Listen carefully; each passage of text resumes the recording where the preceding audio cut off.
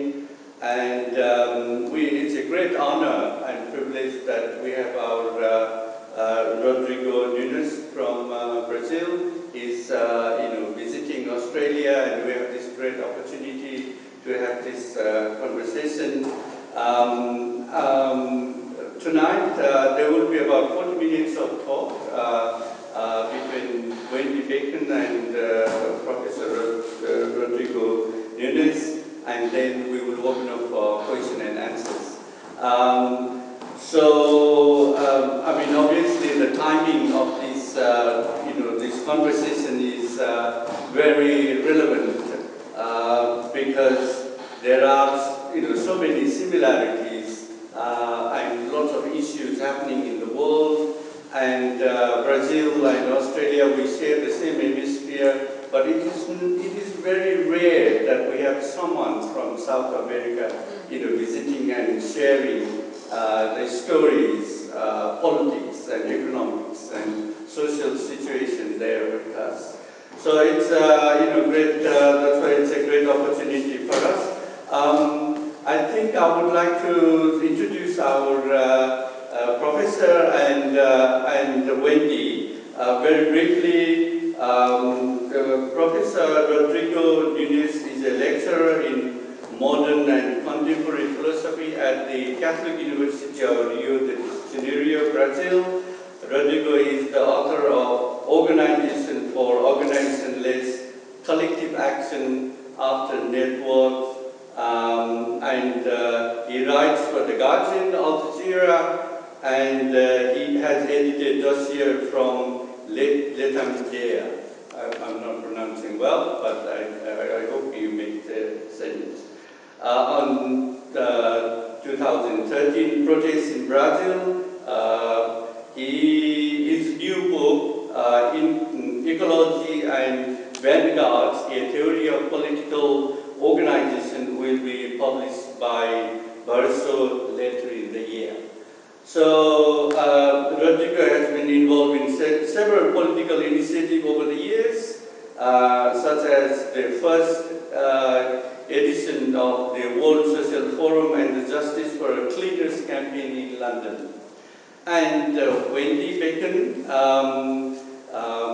is a journalist, researcher, feminist, and social justice activist. She was involved in the women's liberation movement in 1970s. She was an investigative journalist, as I mentioned, a social justice activist, and was a professor of journalism at UTS. And this is a great opportunity for us to have this, great two people having this conversation, and I will hand over to Wendy. Thank you. Thank you. Thanks very much, sir. I need to turn on my microphone. Yes. Thank you. Look, I had the welcome to everybody, and I too would like to acknowledge we're on the land of the Gadigal people of the Eora Nation, pay my respects to the elders past, present and emerging. This morning I had the great opportunity to chat with Rodrigo about a whole range of issues, and there's really like a whole territory that we could explore here tonight. Because like many of us in this room, Rodrigo is committed to social change, but has done a lot of thinking about social organisation, and maybe sometime this evening we can get onto some of his ideas about that, because I think that's of some interest when we're really always pushing to try to find a way through.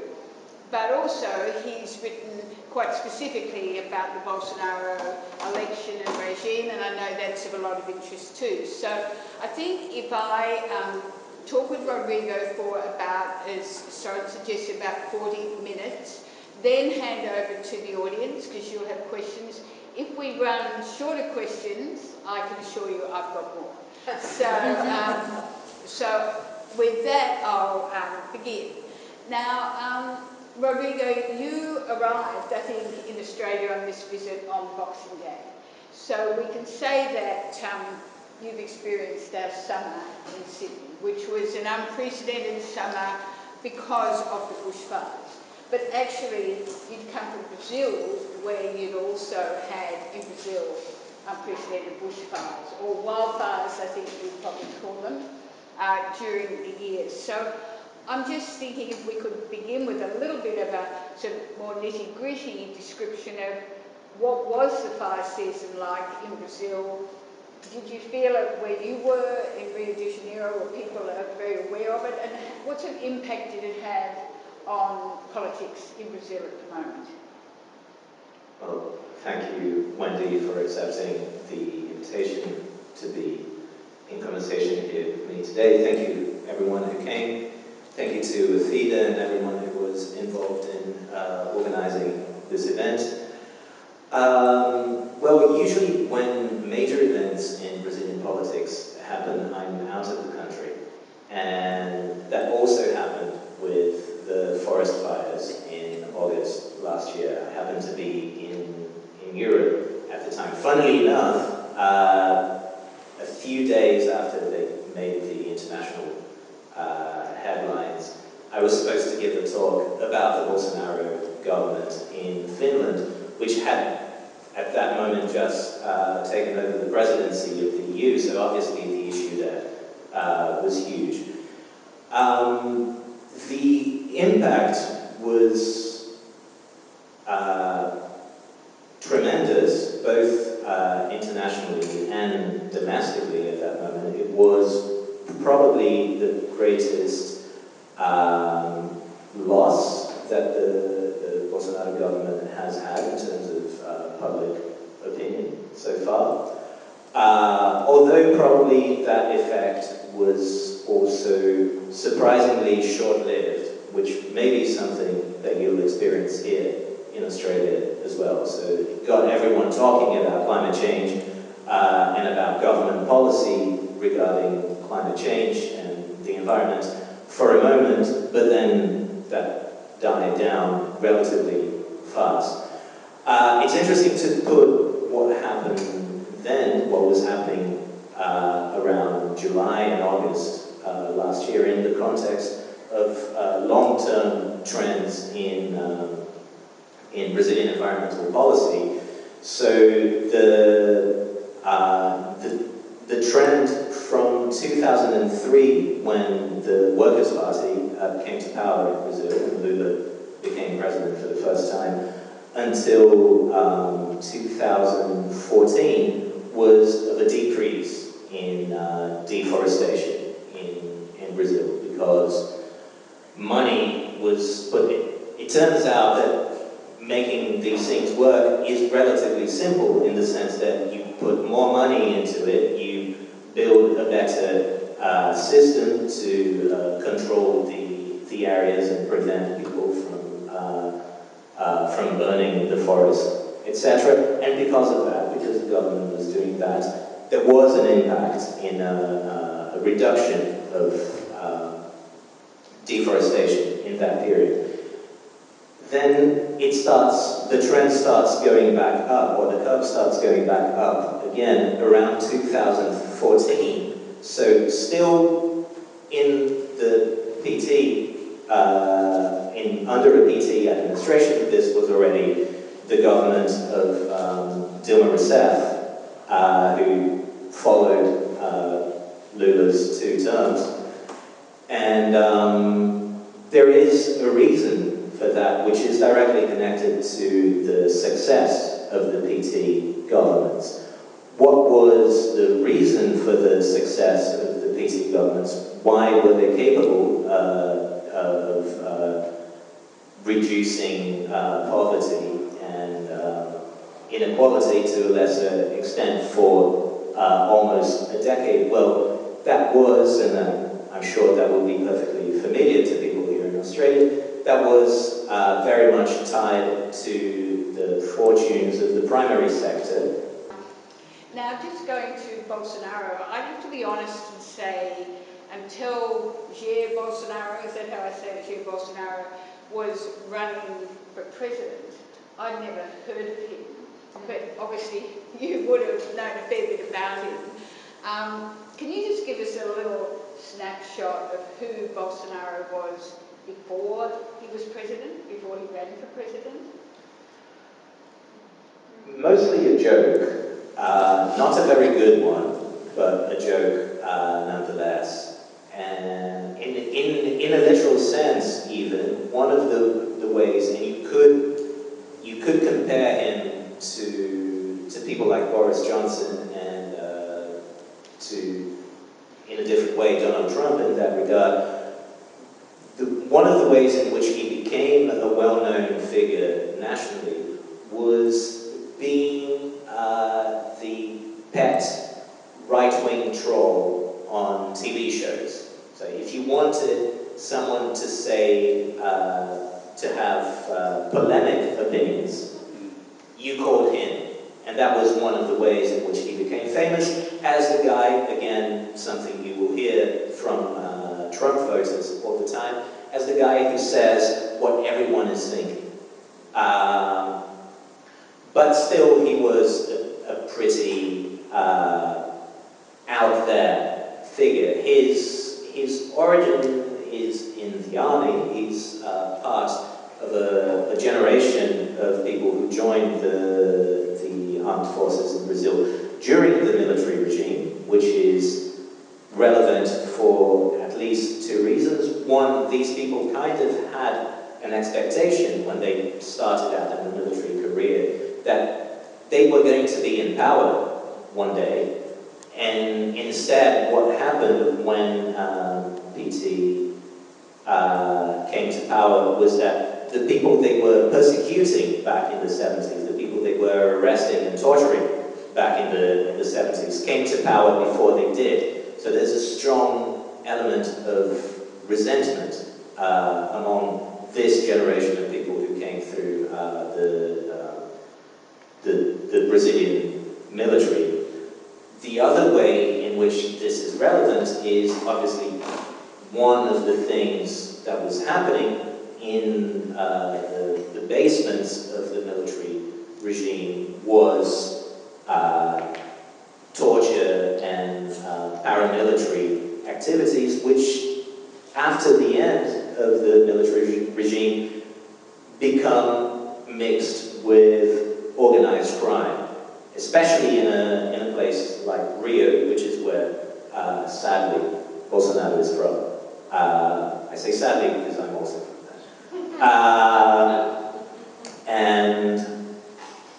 And this is one of the things that's the most perturbing about Bolsonaro is it turns out he has not one or two or three, but several very hard to explain ties to paramilitary groups in Rio, which are effective, which have in several areas taken over from the drug trade. Initially, people defended them, saying, well, they're putting an end to the drug trade. So yes, they run all sorts of rackets in the area, but there are no drugs. Now they sell drugs too, so not even that argument holds anymore. But the amount of connections between Bolsonaro and his family and these people that have come up in the last year and a half is really staggering and very perturbing, including the people who were involved in the killing of Marielle Franco in Rio. I was going to come back to Marielle Franco, but so given that's who he was, and a bit of a joke, and with, at least to some people, knowing he had potentially corrupt connections, some people have called him a misogynist as well, how did he come to get elected?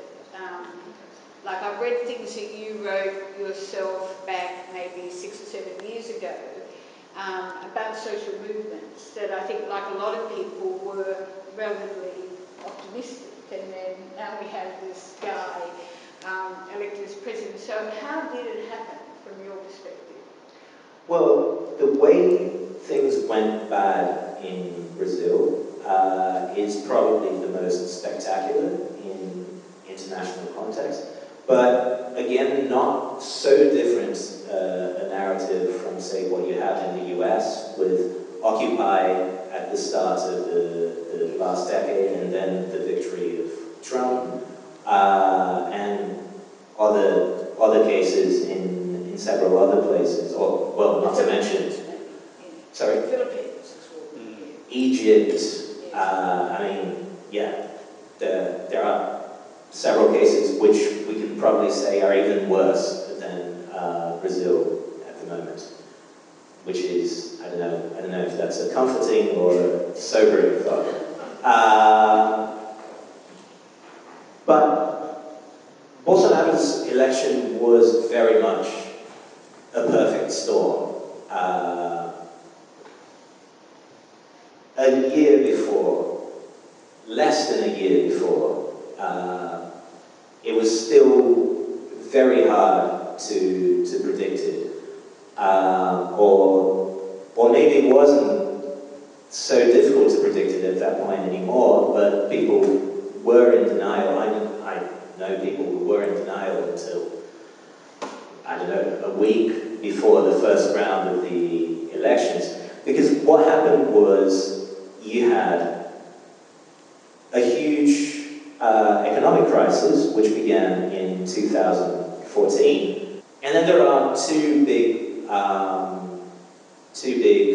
bumps, or two big bounces on the road. The first is when Lula gets taken out of the race. So Lula had been the front runner up until that point. He is jailed for corruption in a corruption investigation headed by the guy who then goes on to become the Minister of Justice for the Bolsonaro government, which in any other place in the world would be a bit odd, to say the least. But honestly, in Brazil, we don't care anymore at this point because we've seen odder things happen. It's been one after the other for the last 5 years. And the second moment is when Lula goes out of the race. Interestingly, there is a sizable transfer of votes from Lula to Bolsonaro, and that's something we can get into. Why that happens is something we can get into more.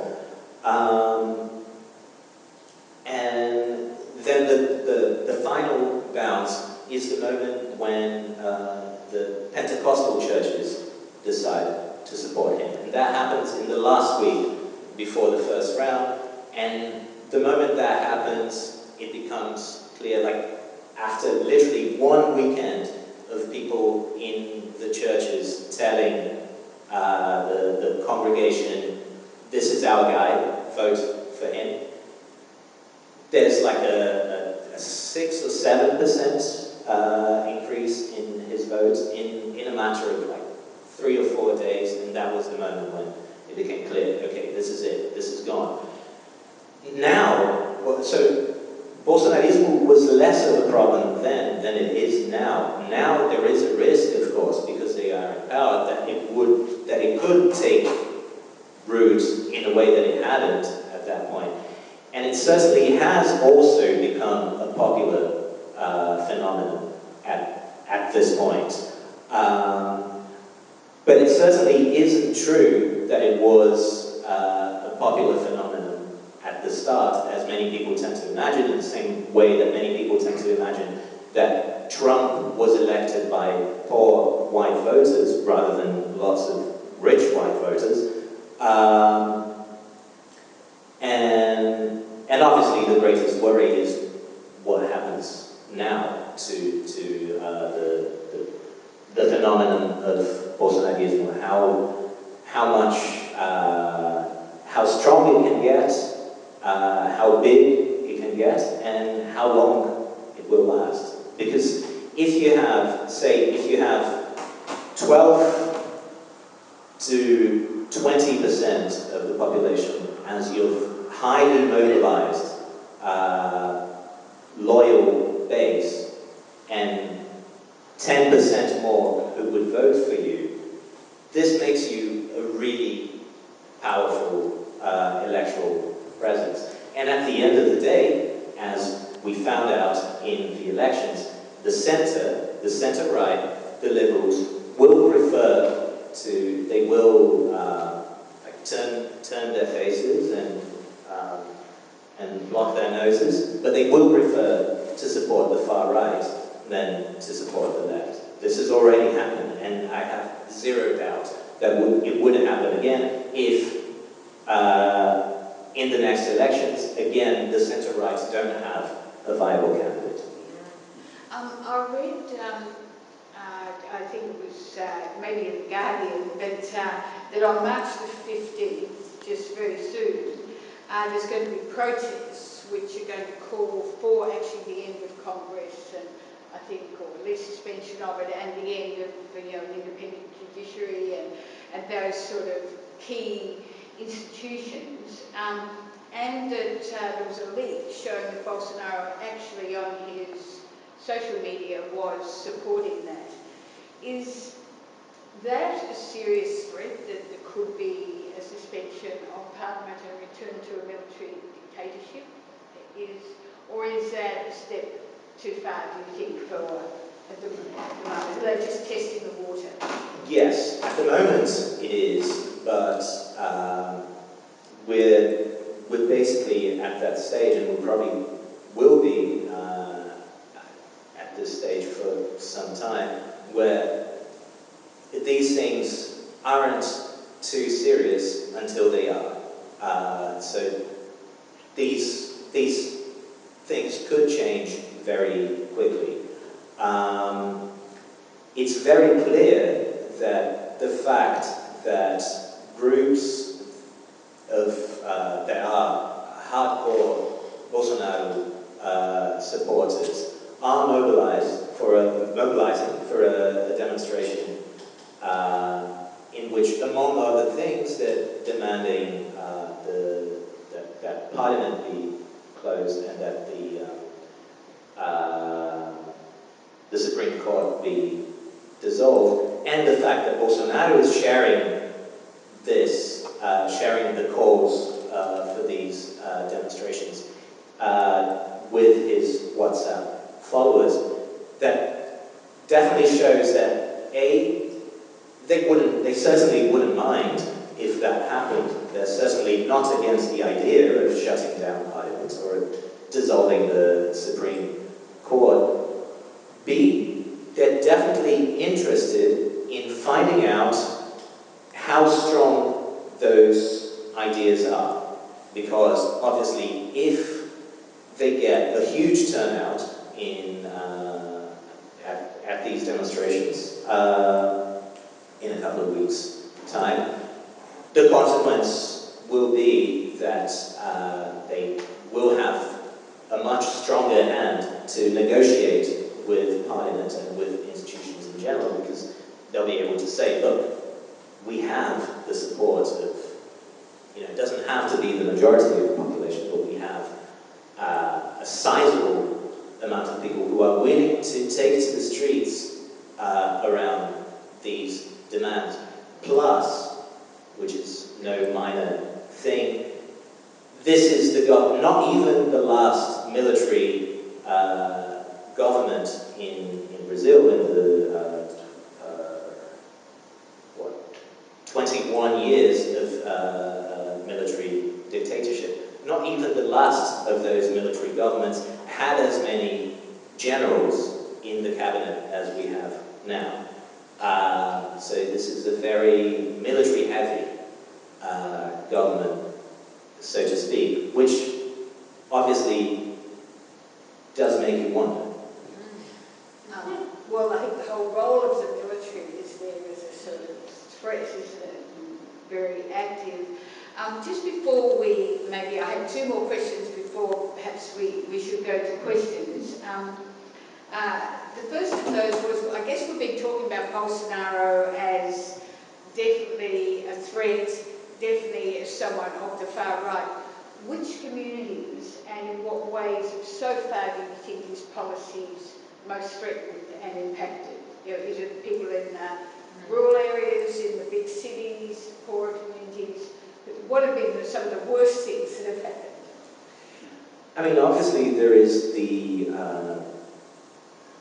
universal, if unevenly distributed, threat to everyone because of the economic program of the Bolsonaro government is an ultra-liberal program that is you wouldn't find anywhere else in the world for good reason.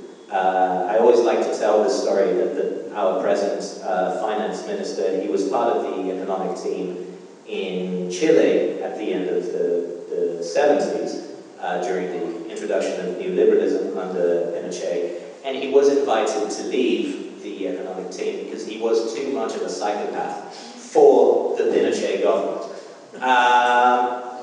So obviously there is a threat to everyone, which we're experiencing, or which people will experience more and more, as a consequence of the pension reform that's been already passed, the labour reforms that have been already passed, and so forth. And you mentioned Marielle Franco, so maybe we should just explain who she was, because she was murdered. And last year, with International Women's Day coming up, I thought it was really worth raising her, because I think there were marches by women in various parts of Brazil calling for, I guess, an investigation and protesting against her murder.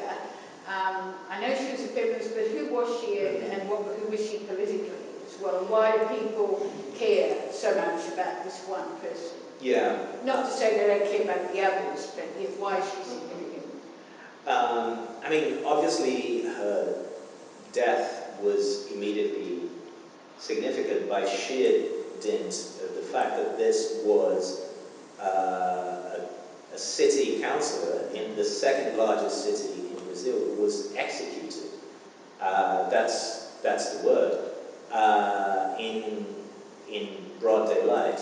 Well, not literally daylight because it was at night, but very, very brazenly by forces which we don't know exactly, we still don't know exactly what the motivations were. We know it was the militias, that's very well established. We know that one of the killers, funnily enough, lived in the same gated community as the Bolsonaro family in Rio.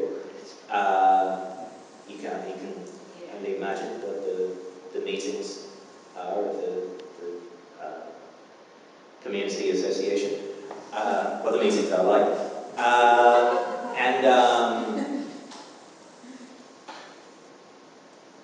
She was a city councillor. She was in her first term. Who was born and raised in one of the poorest favelas in Rio.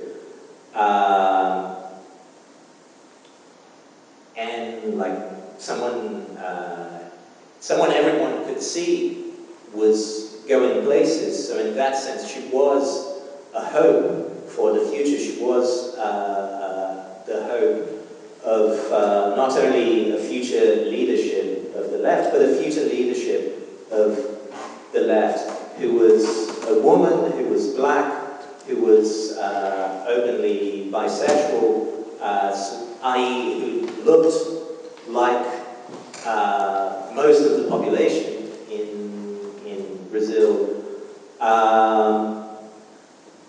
And she was a very symbolic figure at the same time because she represented exactly what I guess we'll look back in the future and see as the best product of the PT years, which was the people from the poorest backgrounds in the country who were the first in their families to go to university, to get an MA she didn't go on to, I think she started a PhD, I can't remember what the story was.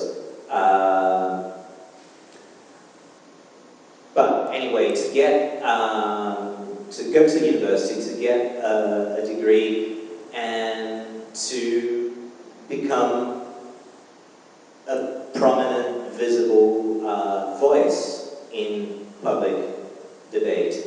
And there is no doubt that obviously things wouldn't have happened the way they happened in Brazil if the left hadn't crumbled, fallen apart as fast as it did, and it wouldn't have fallen apart as fast as it did if the foundations weren't already pretty rotten to begin with. But at the same time, there is absolutely no doubt that it was exactly against this kind of thing that this sharp political reaction that we've had from the right was fighting, because they could see a trend there. The more of these people, the more Marielles we have in public debate in Brazil, i.e. the more the public debate, the more representative politics actually looks like the majority of the people in this country, the worse it will be for us. So this has to be nipped in the bud, and it's no surprise that education is another area that's been constantly in the crosshairs of the Bolsonaro government. And in the case of Marielle, that nipping in the bud was 100% literal.